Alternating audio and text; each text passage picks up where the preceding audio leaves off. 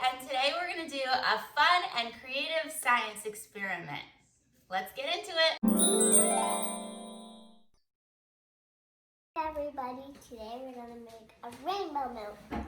Today we have some Q-tips, some food coloring, and some little bit of shaky milk, and we have a big green soap. And it smells apple. Now let's start.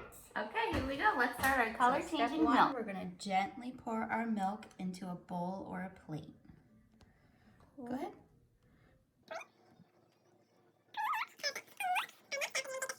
You're going to put little droplets everywhere. And we're going to use yellow today. Perfect. Then pour it Take in your Q-tip and swirl it around into the soap.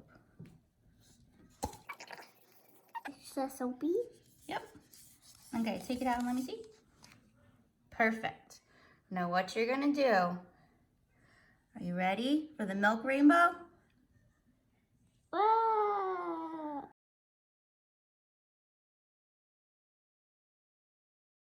Now let's see what kind of chemical reaction we get. Whoa! You could see the colors moved away from the Q-tip. And it's still going with all the pretty rainbow colors. Isn't that fun?